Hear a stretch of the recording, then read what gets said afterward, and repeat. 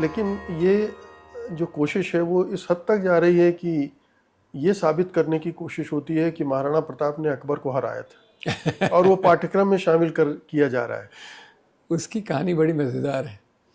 ये पहले वहाँ के एक मंत्री थे, नाम मैं भूल रहा हूँ, उन्होंने पहले इसकी शुरुआत की। कोई तो भी ऐसा नाम था, मैं भूल रहा हूँ। फिर अभी दिया कुमारी जो उन्हीं के वंश की है, वो गई एक दिन हल्दी घाटी। वहाँ उन्होंने कापर प्लॉक ताम्र पट्टिका पे देखा, इस साल में यहाँ लड़ाई हुई थी, हल्दी घाटी में लड़ाई हुई थी, अकबर जीत गया, राणा प्रताप हार गए। तो उन्होंने तुरंत उसको बदला दिया और वो किताबों में भी आ गया। अब उसमें मजाक में मैं आगे कहता हूँ, जीत की खुशी में राणा प्रताप जंगलों में चले गए और घास की रोटी खाने लग गए। ठीक बात है। तो ये अभी तो इतिहास के तथ्यों को भी बदलने की कोशिश चल रही है, क्योंकि अभी तक इतना लंबा रास्ता वो आए हैं, इतनी सफलता प्रदान कर ली, तो एक कदम और भी ले लो, क्योंकि कम से कम तथ्यों को सही रखना तो मिनिमम ज़रूरी है। और महाराणा प्रताप की सेना में भी मुस्लिम थे। देखिए, महाराणा प्रताप की सेना में 3000 थे सैनिक। 2 प्रमुख सेनापति थे, एक राम सिंह और एक हकीम खान सूर। राम सिंह के अंडर में थे 2000 राजपूत सैनिक और हकीम खान सूर के अंडर में थे 1000 पठान सैनिक, क्योंकि पठानों और मुग़लों का भी संघर्ष था, इसलिए वो इनका साथ दे रहे थे। तो राणा प्रताप की सेना में तो ये भी है, 1000 पठान सैनिक हैं, उसको तो लोग भूल जाते हैं। बिल्कुल। शिवाजी को किस तरह से पेश किया जा रहा है ये भी हम देखते हैं। अभी आपने लूटपाट की बात की। शिवाजी महाराज ने सूरत को लूटा था और उसका रिकॉर्डेड है वो। इसी तरह से बंगाल को भी लूटा था जी। वहाँ भी उनको उस तरह से याद किया जाता है। और शिवाजी ठीक है, वो अपने राज्य में अलग तरह का राज चला रहे थे, वो हिंदू मुस्लिम एकता के भी पक्षधर थे। उनको कैसे, वो क्या थे और कैसे प्रस्तुत किया जा रहा है, और इसमें ब्राह्मणवाद का भी एक एंगल बहुत बड़ा है उनके राज्याभिषेक से जुड़ा। शिवाजी के 2 एंगल्स महत्वपूर्ण हैं। एक जो ब्राह्मणवाद उसको प्रस्तुत करता है, एक जो उसको मुस्लिम विरोधी राजा के रूप में प्रस्तुत करता है, तीसरा जो उनको ये लोक कल्याणकारी राजा के रूप में देखता है। तो शिवाजी महाराज का पहली बात तो ये थी कि उनको ये गो ब्राह्मण प्रतिपालक राजा के रूप में बताया जाता है ब्राह्मणों द्वारा। और सच्चाई ये है कि वो क्षत्रिय नहीं थे।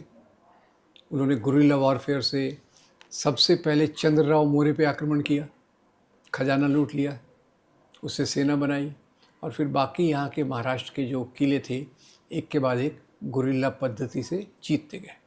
उनकी सेना में महार भी थे, मुस्लिम भी थे। और प्रेम हणमते की एक किताब है, मराठी में है, इंग्लिश में शायद नहीं है, शिवरायांचे निष्ठावंत सैनिक, यानी शिवाजी महाराज के जो निष्ठा रखते थे वो सैनिक। उसमें 12 सेनापतियों का नाम है। और मज़े की बात यह, एक बार मैं सांगली गया था तो उस दिन शिव जयंती थी, तो वो वो निकालते हैं जुलूस, 12 घोड़ों पे 12 वो सेनापति जो थे वो बैठे हुए हैं, मुसलमान सैनिक जी। तो ये तो मेरी खुद की देखी हुई बात है। और जो उनकी सेना में इस प्रकार का भेदभाव नहीं था, नंबर 1। नंबर 2, उनका मुख्य जो काम था, जिसके लिए लोग उनको बहुत प्यार से याद करते हैं, आदर से याद करते हैं, वो था कि राजा और किसानों के बीच में जो अलग अलग ज़मींदार और बाकी लोग हैं जो टैक्स वसूल करते हैं, वो गरीब किसानों पे अत्याचार करते थे। तो उन्होंने उसको रोकने की कोशिश की, इसलिए लोग उनको यहाँ ज़्यादा आदर से देखते हैं। दूसरा, उन्होंने क्या किया, खुद की सेना को कहा, आप एक जगह से दूसरी जगह जा रहे हैं, रास्ते में आपको कुछ लेना है, ज़रूरत है, तो फ्री में मत लीजिए, उसको मार्केट दाम देकर लीजिए। किसान की फसल खड़ी है, उसको नुकसान नहीं होना चाहिए। तो ये उनके 2 महत्वपूर्ण बिंदु हैं। अब ये महत्वपूर्ण बिंदुओं के साथ फिर ब्राह्मणों ने जोड़ दिया कि भाई वो तो महान थे क्योंकि वो गाय की रक्षा करते थे, ब्राह्मणों का ये करते थे, आदर करते थे। ये बिल्कुल उसमें कुछ नहीं है। और दूसरा, जैसे शिवाजी महाराज के बारे में सबसे बेहतर विवरण ज्योतिराव फुले ने दिया। ज्योतिराव फुले ने जब उनको देखा तो उन्होंने देखा कि भाई शिवाजी महाराज ने दलितों के लिए, दूसरों के लिए अपनी सेना में स्थान रखा, आदर से उनके लिए स्थान रखा। तो ज्योतिराव फुले ने तो उन पे एक पोवाड़ा, मराठी में जो एक लोकगीत रहता है उसको पोवाड़ा कहते हैं, उनके ऑनर में पोवाड़ा लिखा। और शिवाजी महाराज के बारे में उन्होंने उनकी कब्र को भी ढूंढने की कोशिश की। अच्छा, शिवाजी महाराज के किले में ही, रायगढ़ में, एक जगह भगवान जगदीश्वर का मंदिर है, उसी के पड़ोस में एक मस्जिद है। तो ये एक मज़े की बात है। और तीसरी बात आपने जो कही, अब वो उनका राज्य तो बढ़ गया, पर हमारे धर्म के अनुसार आप तब तक राजा के रूप में रिकॉग्नाइज नहीं हैं जब तक आपका राज्याभिषेक नहीं होता। राज्याभिषेक कौन करेगा? ब्राह्मण करेगा। ब्राह्मण ने तो कहा ये तो क्षत्रिय नहीं है, हम इसका राज्याभिषेक नहीं करते। तो एक बहुत बड़ी दक्षिणा दे के काशी से गागा भट्ट नाम के ब्राह्मण को बुलाया गया। उन्होंने शिवाजी महाराज का राज्याभिषेक किया और राज्याभिषेक के चित्र पैर के अंगूठे से किया। कई लोग कहते हैं, मैं भी पहले कहता था, पर मैंने बहुत ढूंढने की कोशिश की, उसका कोई मुझे उल्लेख नहीं मिला।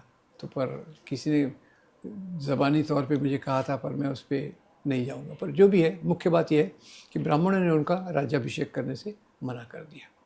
और अभी जब दंगे होते हैं तो महाराष्ट्र में जो सांप्रदायिक ताकतें हैं उनका इस्तेमाल करती हैं कि देखो कि शिवाजी महाराज ने अफजल खान का वध किया वागनख से। अब वो ये नहीं बताते कि उन्हीं शिवाजी महाराज ने अफजल खान की कब्र भी बनाई, जो आज भी है। और कब्र को तोड़ने ये 2 बार गए थे। तो पहली बार तो पुलिस ने रोका, दूसरी बार तक एक मैं नाम भूल रहा हूँ, मेरे दोस्त भी हैं वो, उन्होंने ये रिसर्च करके लाया, वो फिर बाद में किताब में भी रखा कि अफजल खान की कब्र शिवाजी महाराज ने बनाई थी, तोड़ना है तो तोड़ लो। तो वो काम रुक गया।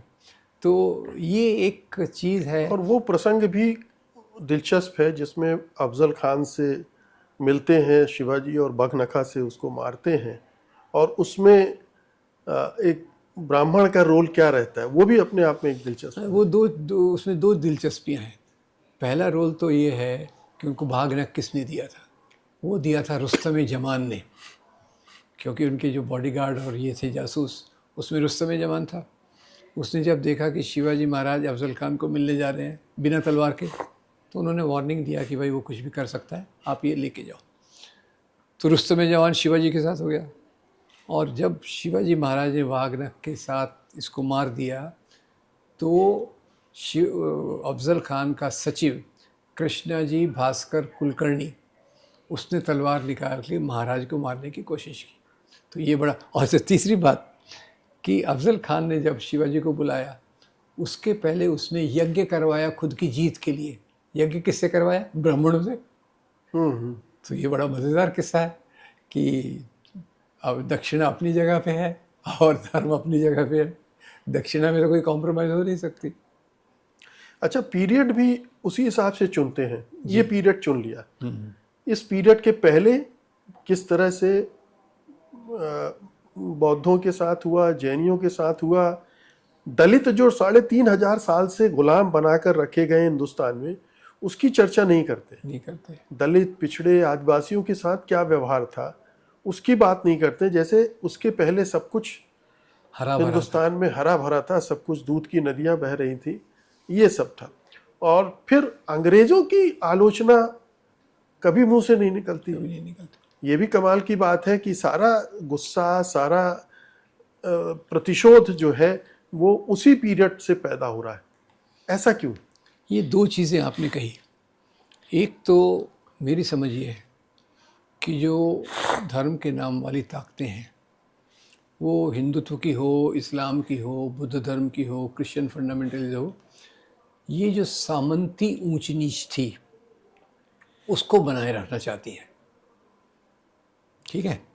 और एक्चुअली आरएसएस के बनने के जो 3-4 मुख्य कारण हैं, उसमें एक कारण ये है कि ज्योतिराव फुले और डॉक्टर अंबेडकर के विचारों के कारण दलितों की चेतना बढ़ रही थी, वो संगठित हो रहे थे, वो अपनी ज़मीन की मांग कर रहे थे और ब्राह्मण ज़मींदारों के खिलाफ आंदोलन कर रहे थे। ये एक ट्रिगरिंग पॉइंट था जिससे आरएसएस बना। एक तो जब ये हिस्ट्री का नैरेटिव बनाते हैं, हिस्ट्री का जब वर्णन बनाते हैं, तो कहते हैं हमारे यहाँ तो जो जातियाँ थी सब एक दूसरे से मिलजुल के रहती थी। इसके लिए उन्होंने 3 किताबें भी निकाली, हिंदू चर्मकार जाति, हिंदू महार जाति, ऐसा चर्मकार जाति तो मुझे याद है, बाकी 2 का मुझे याद नहीं। 3 किताबों का उन्होंने प्रकाशन किया था कि कितनी हर एक जातियाँ कितने चैन से रहती थी। तो जैसे पर बाकी हम वर्णन तो हमको बताता है, वो विष्णु पुराण मैंने थोड़ा बहुत सुना था, मनुस्मृति के बारे में तो सभी कहते हैं। तो दलितों का क्या हाल था वो तो हम जानते हैं।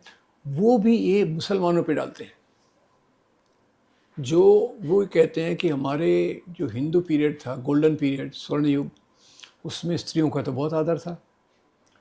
ये मुसलमानों के आने के बाद उन्होंने हमारी स्त्रियों पे बुरी नज़र डाली, तो पर्दा प्रथा शुरू हुई, पर्दा प्रथा और सती प्रथा।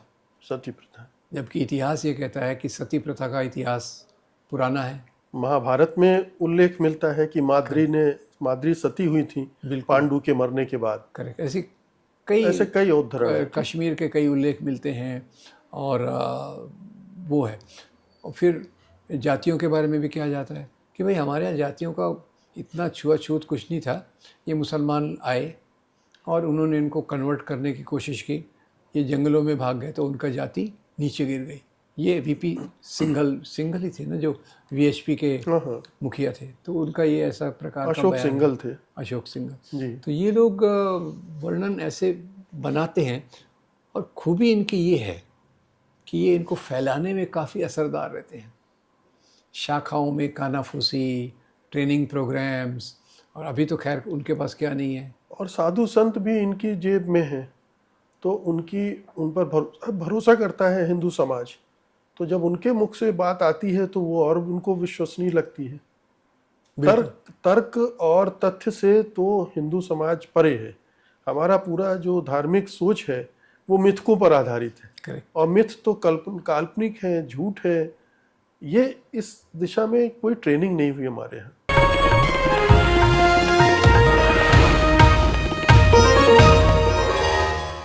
Copyright disclaimer under Section 107 of the Copyright Act 1976. Allowance is made for fair use for purposes such as criticism, comment, news reporting, scholarship, and research. Fair use is a use permitted by copyright statute that might otherwise be infringing.